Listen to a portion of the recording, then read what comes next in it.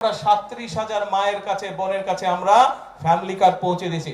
ইনশাআল্লাহ আপনাদের চিন্তা করার কোনো কারণ নাই। এই এলাকার সহ পুরা দিনাজপুর, ঠাকুরগাঁও, পঞ্চগড়, সমগ্র এই রংপুর বিভাগের যত মায়েরা আছেন সবার কাছে ধীরে ধীরে আমরা ফ্যামিলি কার্ড পৌঁছে দেব। ভাই, এই যে আমরা আজকে খাল কাটবো, কেমন আছেন সবাই? ভালো? এখন এই খাল কাটলে কি এলাকার উপকার হবে? আপনারা খুশি? এই খাল কাটাতে খুশি? কারা কারা খুশি না হাত তুলেন তো। খুশি না কারা কারা? কারা কারা খুশি না হাত তুলেন। আর কারা কারা খুশি এবার হাত তুলেন। সবগুলা মানুষ খুশি।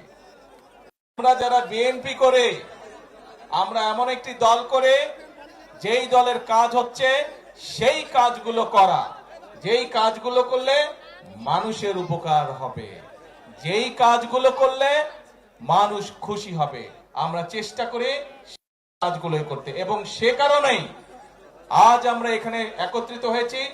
আনুষ্ঠানিকভাবে আজকে আমরা এই শাহপাড়া খালটি, আমরা প্রায় 12 কিলোমিটার লম্বা এই খালটা ইনশাল্লাহ আমরা সম্পূর্ণভাবে যখন কাজ শেষ করতে পারবো, সম্পূর্ণভাবে যখন কাজ শেষ করব, তখন কিন্তু প্রায় 31,000 কৃষক এখান থেকে পানি পাবে, এই খালের সুবিধা পাবে 31,000 কৃষক। এবং 1200 হেক্টর জমি এই খালে যে পানি থাকবে সেই পানির সেচ সুবিধার মধ্যে আসবে। 3.5 লক্ষ মানুষ এই খালের পানির সুবিধা পাবে। এই খালের পানি বিভিন্ন ভাবে তারা ব্যবহার করতে পারবে।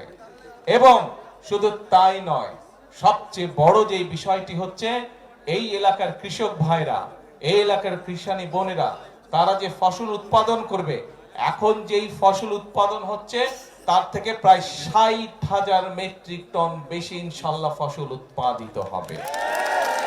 ভাবে এখানে খাল খনন শুরু করলাম। সমগ্র বাংলাদেশে ইনশাল্লাহ আগামী 5 বছরে আমরা প্রায় 20,000 কিলোমিটার খাল খনন করব, যাতে করে এই খাল খননের মাধ্যমে একদিকে আমরা বর্ষার সময় হঠাৎ করে উজান থেকে পানি চলে আসে, নদী খাল সব বন্ধ হয়ে যাওয়ার কারণে উজান থেকে যখন হঠাৎ করে পানি আসে, তখন দেখি যে আমরা নদীর খাল বিলের আশেপাশে যে বাড়ি ঘরগুলো আছে মানুষজনের, সেগুলো ভেসে যায়, গরু ছাগল ভেসে যায়, মানুষের কাপড় জামা নষ্ট হয়ে যায়, ঘরের জিনিসপত্র নষ্ট হয়ে যায়, ঘর বাড়ি নষ্ট হয়ে যায়। এইরকম সমস্যা যাতে না হয় আমরা চাই খাল খননের মাধ্যমে উজানের সময়, বর্ষার সময় যে অতিরিক্ত পানিটা, সেই পানিটা আমরা ধরে রাখবো। কারণ উজানের সময় যেই পানিটা আসে, আপনারা প্রত্যেকে এইটার অভিজ্ঞ, দেখেছেন আপনারা, 7 দিন 10 দিন থাকে, তারপরে সেই পানির খবর নাই, আবার চলে গেল পানি, তাই না? কিন্তু এই পানিটা যদি আমরা ধরে রাখতে পারি তাহলে কি সবার উপকার হবে? সবার উপর। এবং সেজন্য এই পানিটাকে আমরা ধরে রাখতে চাই, যাতে শুষ্ক মৌসুমেই হোক, বর্ষা মৌসুমেই হোক, আমরা আমাদের কৃষক ভাইদেরকে পানি সরবরাহ করতে পারি, যাতে আমরা আমাদের কৃষির উৎপাদন বাড়াতে পারি। এবং কৃষির উৎপাদন এই জন্যই আমাদেরকে বাড়াতে হবে। ভাইরে, বাংলাদেশ বিরাট দেশ, একটা 20 কোটি মানুষ এই দেশে। এই মানুষগুলোর জন্য খাবার দাবারের ব্যবস্থা, আমরা এত মানুষের খাবার কি বিদেশ থেকে আনা সম্ভব? বিদেশ থেকে আনা সম্ভব না।